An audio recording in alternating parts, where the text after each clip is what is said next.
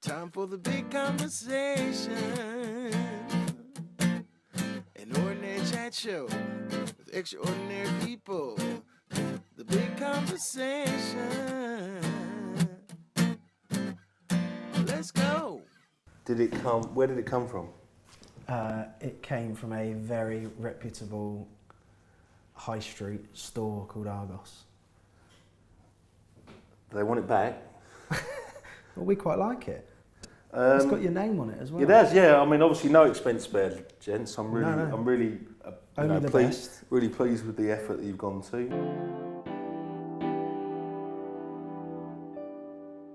Welcome to the show, Toby. Thanks for inviting us to this lovely restaurant. Do you want to tell us a bit about the place? Yeah, Sallyland's Historic Eating House and Museum is obviously right in the centre of town, and knowing the fact that you boys are from various parts of the country, I thought I'd try and immerse you into as much of Bath as possible in a very short time. A bit of a history lesson at the same time. Yeah, well, if you want to take the museum in, that's up to you. Are you going to take us around? The owner's turning up in about half an hour. He's probably more averse to do that than me. Okay, so going back and looking at your life before rugby became a huge part of it, as a child, what were the sort of things that you were interested in, and what was your dream as a child? I've been asked that question for a long time. I didn't, from a ambition point of view, I'm probably one, I don't know if it's typical or not, a child that didn't really know what he wanted to do. Yeah. That being said, I've probably always taken the road slightly less travelled. There's footage of me saying that I wanted to be a marine biologist when I was younger. It's a little bit of a different path, isn't it? It's probably because I couldn't say it more than anything else. But my first career's lecture at secondary school at Harvey Grammar in Folkestone was, you know, when they sit down, they try and map your future, and the question does you ask them, what do you want to do? And my answer was, I just want to do something that other people can't do. It was actually my answer. So that's a vague thing. Yeah, it's pretty vague, and the fact that I've probably had, I've been a professional sportsman, I've been an electrician, I've been a college lecturer, I've been a student, and now I'm a professional coach, probably maps that out. So. Have there been any jobs over the course of your life that you've really hated, that you've thought, I need to stop doing this now and change? Not stop and change. I think what I probably have been guilty of, hence the change of careers. You know, probably 3 distinct career changes. I think the big one was I've always actually gone with what I enjoy doing. Yeah. At the time, and that changes and evolves as you do. But I've stayed, followed my dreams. But I've certainly made sure I've enjoyed what I've done, and that's been really important. Was there a defining moment when you knew that maybe coaching was what you wanted to go into? You know, you say you've had various jobs over the past. Did you ever think at one point, that's what I want to do for sort of the long run? I mean, probably just, excluding being an electrician, although I've always dealt with people a lot. Yeah. Enjoyed people working on site with people and getting on, and from teaching and coaching and even as a professional player, being a captain a lot and those sort of things. I think the interaction with people has probably been at the core of what I've done, and it's taken, after 15 years in the Premiership now, I'm probably more clear on, what gives me a buzz, as you like. I mean, nothing beats winning, for sure.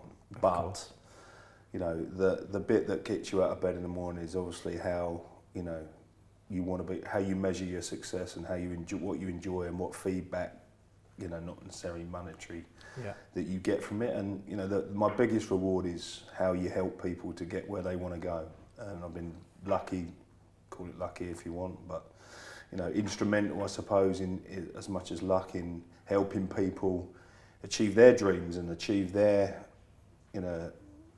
ambition, and help them plot their way. So, the fact that I've been involved with so many young players, getting them through to, fulfil their dreams, play international rugby in a lot of cases, and become professional sportsmen, is massively important for me.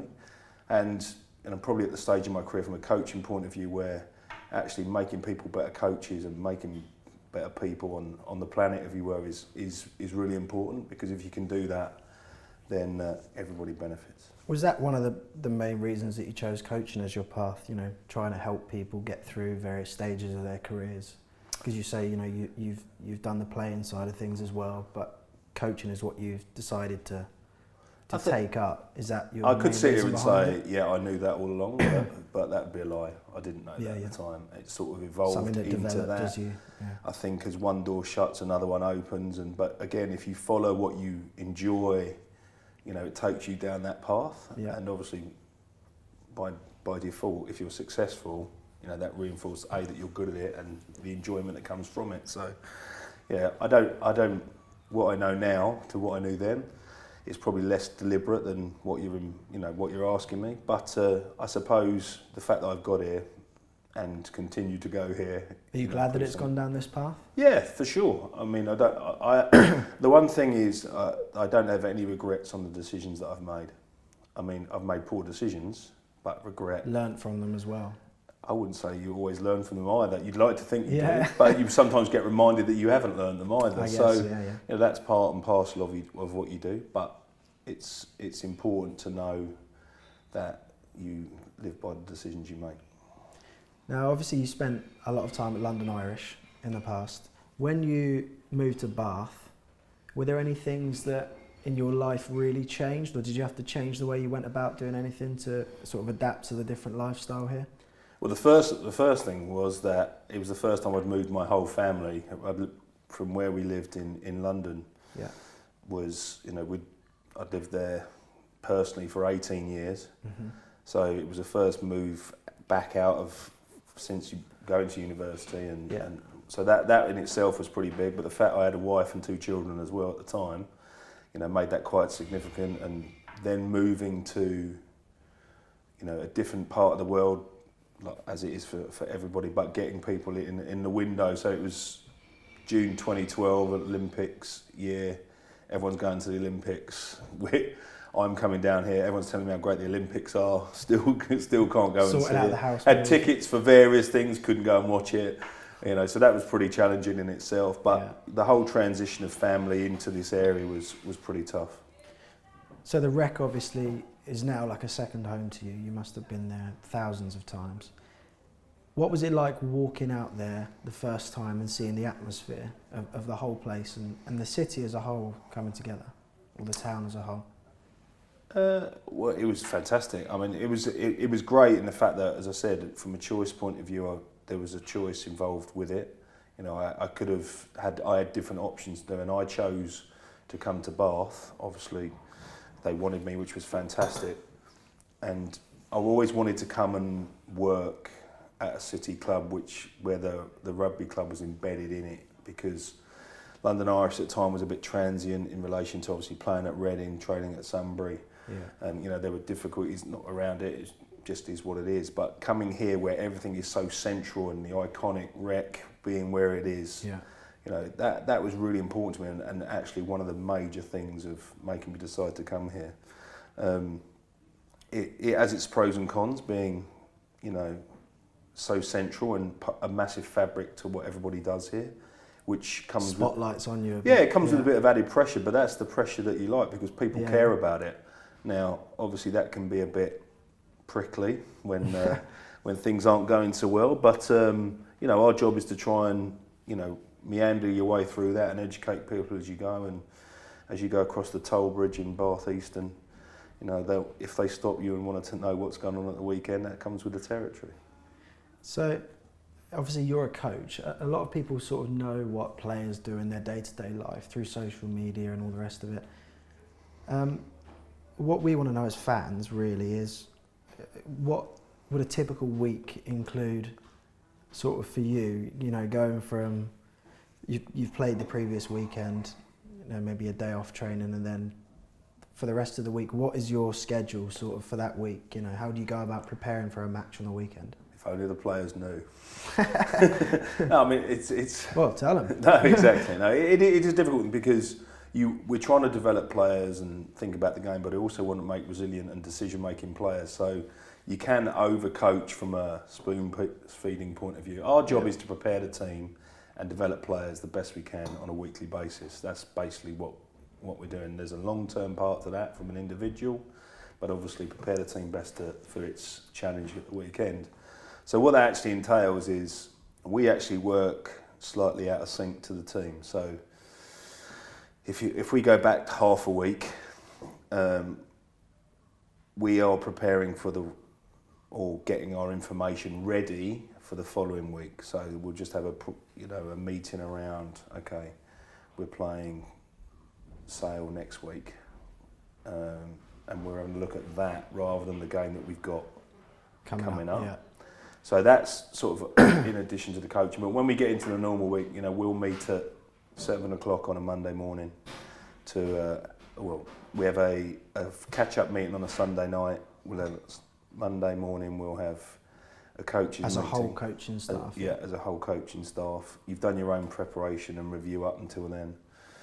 Then we obviously discuss what we're going to show in the meeting, make sure we've got good alignment in relation to where we're going to go, plan the sessions for that day, review the session in the afternoon, repeat on a Tuesday, because now you're finished reviewing, now you're previewing for the following game. Mm-hmm. So all your unit meetings, your training session planning, all that sort of stuff continues through Tuesday, train Tuesday, again review Tuesday training, individual one-on-ones throughout those 2 days. And then the day off for the players is normally where we're just making sure we're doing all our review and again getting prepared for the following week again. So it runs pretty continuously. Thursday is just about final preparation for the team for that coming weekend. Friday's a captain's run, and where you'll develop and prepare your other players that aren't involved for that weekend. Making sure that everyone's still moving forward. If you've got a A-League game as well, you've got to take that consideration. And obviously there's all the what-ifs and contingencies, people break down in training, and all of a sudden you've got your media stuff around it and all that. So it's pretty full on. It's effectively a sort of 8, I suppose on average, 8 till 6 job most days. Would the process really ever change depending on who you're playing? Because I know you said you review, previous matches and all the rest of it. Would you make a real change to the way you train, for example, if you were playing maybe a European game to how you would in the Premiership on a cold winter's day? Not really from an opposition point of view. When you go away from home in Europe, obviously you're guided by, you have to be in situ 48 hours before, so you'll have your final training session over there, but by then your training session is done because it's all around logistics of travel. But I think what is important is, and what I think every club needs or does do, is that you need some variety in what you do. Because effectively we're like 46, 48 weeks. Mm-hmm. Pretty full on. Pretty full on. I know there's not games at the end of that, but you're playing 40 games, 36, 40 games a year, so there's 40 weeks that are exactly the same in relation to the format. Obviously that changes if you've got a 6-day turnaround or a 5-day turnaround. But doing things slightly differently. We train against, for example, Cardiff, we train against Scarlets, Dragons, we've trained against London Irish this year, bringing external people in, going to train with them at their ground, just bring some variety. Do you do that during the week, or is that more on like when you've got breaks from? No, we do that in the week, in a normal training week. It suits both clubs with A-League games because half of your club can't train on a Tuesday. International windows, you've got less people, so it allows you to train effectively, and nothing will transfer more than how you train Monday to Friday. So if you prepare well, that gives you the greatest chance. So those sort of things, you get a few different things where you can, be a bit more innovative. I've done line-out sessions in a swimming pool, for example, and those little change-ups, the boys really enjoy different locations, doing things slightly differently. I guess it could get a bit repetitive if you're doing sort of 46 weeks, same sessions every day, you know, get drag on a bit every now Yeah, and I just think, you could imagine how that, if you then had, some indifferent results in that because, the mood would I think the mood, yeah. the mood is massively important. And, I often use the analogy about, the players, the team, the whole organisation is a bit like a hot air balloon, which is very topical for Bath because you'll see them fly over quite often. Yeah. And, and your mood state is around your balloon, and the more your balloon is kept flying in the direction and kept off the ground, the greater the momentum of your effort and energy and motivation. I think that's a massively important thing. And because if the balloon eventually hits the floor, it's very, very hard to get it off. Yeah. So, that alignment of all these balloons flying in certain directions and anything you can do to give energy to it and momentum into that side of things, the emotional state, if you will pay you dividends on the pitch for sure. Definitely. So, obviously, you said about travelling to Europe and such things. What would you say have been your best and your worst memories from away trips? Maybe stories that, that I can't tell you about. Well, yeah. but you know what I mean, sort of stories from away trips, your best and worst memories, things you've had to deal with, maybe, triumphs. I think without doubt, as soon as you said away trips, was Bath versus Toulouse a few seasons ago, where we basically defied all odds and had to go to Toulouse and beat them convincingly in Toulouse. And it wasn't just the victory, it was the manner of the victory. It was emphatic, it was playing the way that Bath Rugby played. That must be something that really makes you happy to watch as a coaching perspective, if the team are playing the way you really want them to and the way they can, I guess. Yeah, because that's the ultimate training transfer, and also, like I was saying before, they believe in what we're doing. Yeah. And they want to do it, and they express themselves, and they're flourishing as an individual. So for sure, that, and without doubt, that would be one of the best in that respect. It's pretty hard to look past the worst being Stade Francais 3 weeks ago at the moment, bearing in mind you lose in the last minute, with a chance to go to a European final, which with all intents we believe we could have won. So those are probably the two things that come straight to my mind, which probably means that's what they are. In relation to off the pitch, have there been any moments where you've maybe had to deal with any rebellious acts or players that have done things that you've had to? Yeah, I think that part of your discipline, part of your role as a coach is pointing out, educating, making people understand that there's a bigger picture here. It's not about It's more than just the rugby as well. Well, it's more than just the individual, and it's how you reflect and influence your teammates, and effectively the badge, which is a very overused term in professional sport. Yeah. But actually, you're representing the people that are walking down the street right now. Yeah. And that's really important. So let's talk about the 2015 Premiership final, the first time you'd got to the final for a while. Talk me through that day as a whole and what it meant for you to get the team to that position. Again, as we've just been speaking about it, it's a great advert of, or reinforcement, if you like, of all of the stuff we've mentioned about emotional buying, way we're playing. Yeah.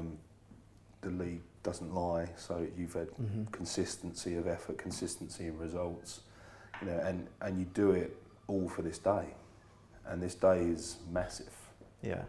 It's coming up again around the corner. You saw, if you'd watched the semi-finals this weekend, how emotional people are on both sides, positive and negative. So I think that it's a massive emotional thing, and actually the best teams in semi-finals will get through, and that's an obvious thing to say, because ultimately those two teams are often at their very best emotionally. The challenge is being emotional throughout the 22 weeks to get you there. Yeah. That's the real difficulty. We were talking about the balloon stuff earlier. Mm-hmm. But that day in itself, for me, it was an emotional day, of course, because obviously you've worked very hard to get there, but that's your intention every year. I think what surprised me, bearing in mind I'd been to the final in 2009 with London Irish as the head coach, what surprised me was how important Bath Rugby was to the people of Bath. Yeah. Even though I've mentioned it and one of the reasons I've come here, you know, conservatively, 70% of the people in the stadium were blue, black and white. The only difference, and the reason normality is so important, the difference is, I don't know how you're getting on in your job or your college course or whatever. I have no idea. You know exactly how I'm getting on in mine. Yeah. And with one click of the button, the whole world can know it. Yeah. And that ultimately comes with its own pressures, and we volunteered to do that, and that's the life we choose to lead. So, which is, I wouldn't have it any other way. That's why plugging into normality is quite important.